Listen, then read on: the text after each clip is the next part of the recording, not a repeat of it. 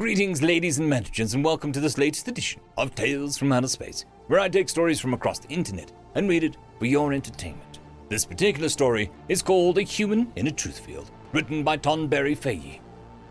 As the shimmering light faded away, John Smith looked about the cold, sterile room that he now occupied. He then pinched himself, and since it hurt quite a bit, he felt confident that this wasn't a dream. "Greetings, Earthling," said a creature that looked like a houseplant made of tentacles. This was the first time a human had ever seen an alien, and so John Smith felt it appropriate to mark the occasion with a suitably hysteric statement. "Please don't be alarmed. I will not hurt you." That's good. "However, my master is an intergalactic warlord who plans to conquer your planet." John Smith repeated his iconic first contact speech. "I am really sorry about this all, but it is his way. He wishes to speak with you, an ordinary human, to best assess the military capabilities of your planet. He doesn't bother with soldiers because they just brag about how strong they are, and he hates politicians because they just try and surrender immediately. What you tell him will determine whether your world is invaded or not. No pressure." Rather reluctantly, John Smith was led into a teleportation chamber through the alien warlord's vessel.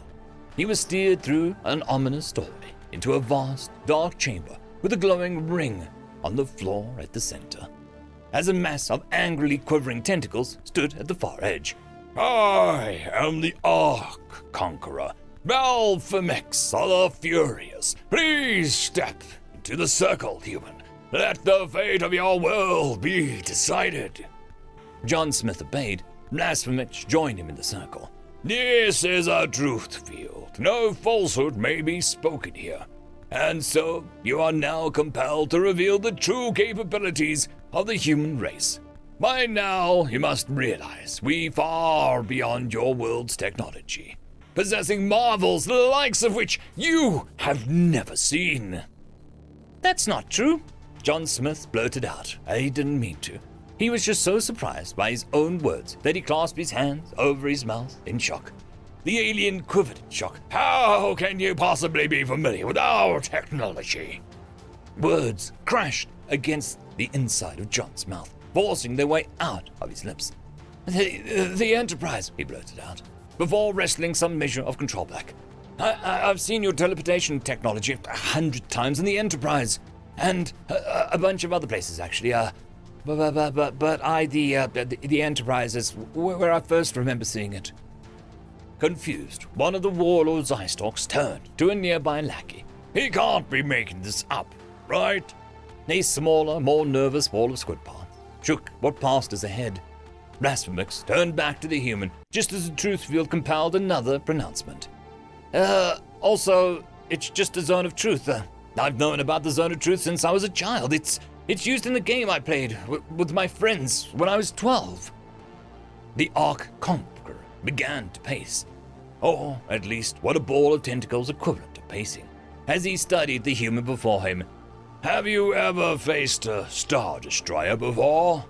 "I've lost count of how many times I've seen a Star Destroyer," John replied. "How many battles have you fought in?" "More than I can count." The warlord paused. "How many conflicts have you personally partaken in that involved uniformed combatants, fighting under a flag of an armed force against an equivalent force?" "Like I said, more than I can count." "I speak only of conflicts where kills were achieved." "How many times do I have to give you the same answer?" The alien bristled with fury. "Name such a conflict zone." John smiled. "Blood Gulch." The warlord fell silent for a time, brooding on the answers he'd received. John decided to take the initiative. "How many worlds does your empire have?" 22, Blasphemix responded, "spread across 17 star systems." "Small to mid-range game empire, then." The inadvertent response made the pacing alien pause. "I beg your pardon?" The smile crept across John's face. "In my spare time, I run a simulation called Stellaris. It's a very popular one. Millions of humans use it. It creates a virtual universe for us to manage, and we seek to control the galaxy through either diplomatic, economic, or military means.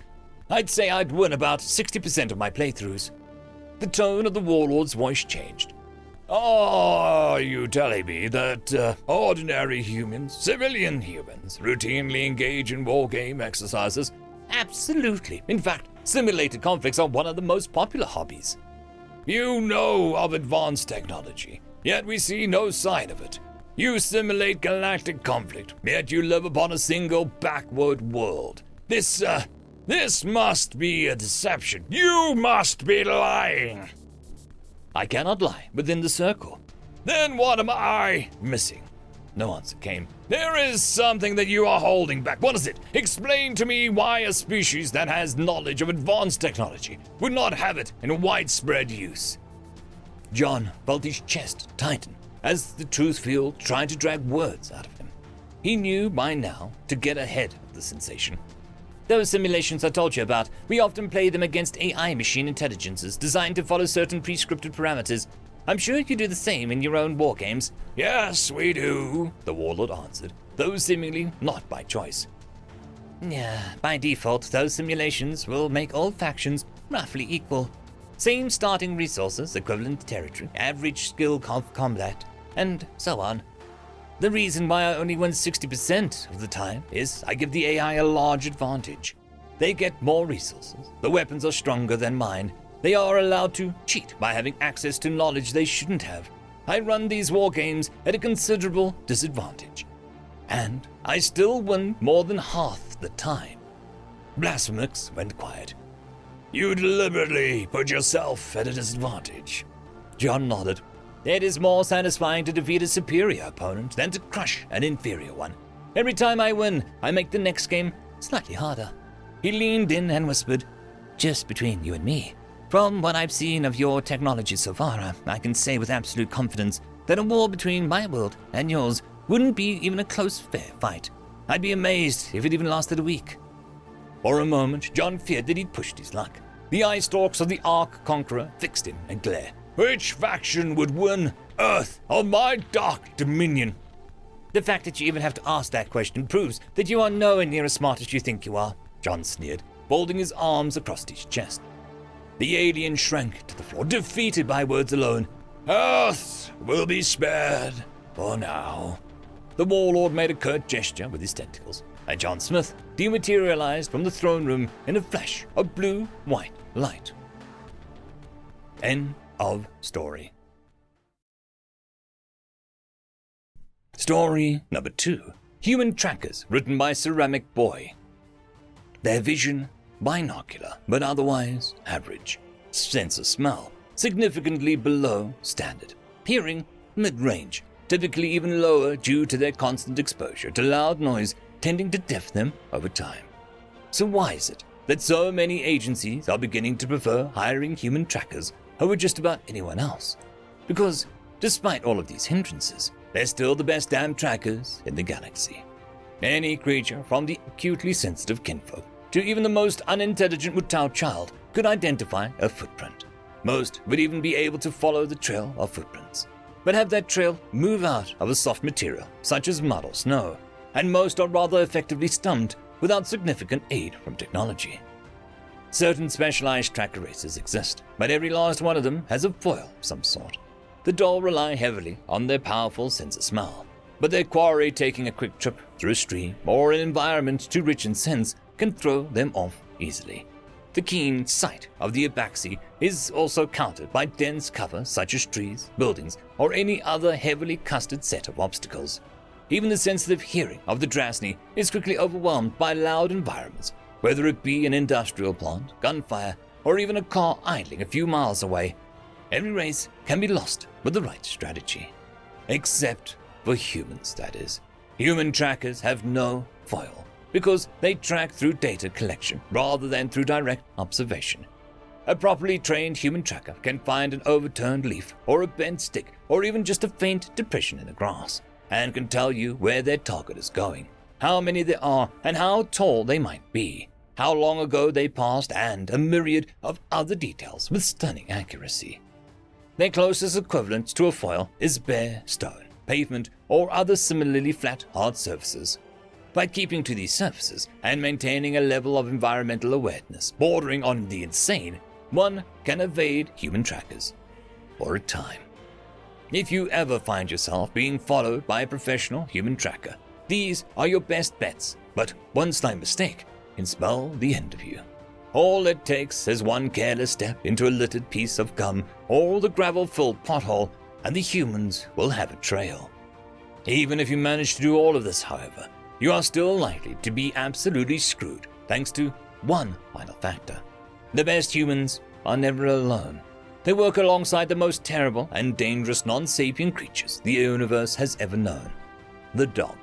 Over the course of thousands of years, humans have taken dogs and selectively bred them to be perfect candidates for certain jobs. Some, such as the Border Collie, were bred for greater intelligence. Others, such as the Poodle or Retriever breeds, were bred to, retrieve things. Yet more, such as the Rottweiler or Pit Bull, were bred for the sole purpose of combat. At the trackers, they received their own version of a dog as well.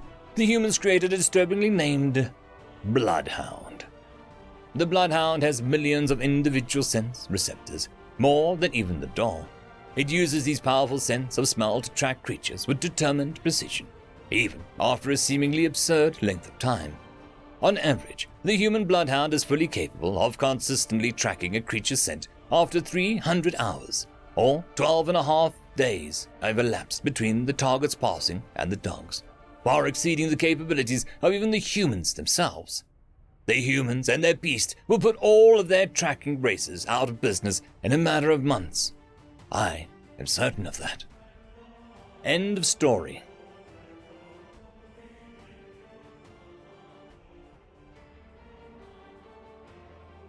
I would quickly like to thank our Tier 5 patrons, Trackzoon WRE, Quantum Wednesday, Ambrose Cattell, Lord Ashrakul, Bushmaster 177, Casper Arnholtz, Cam Maxwell, and Arcadian.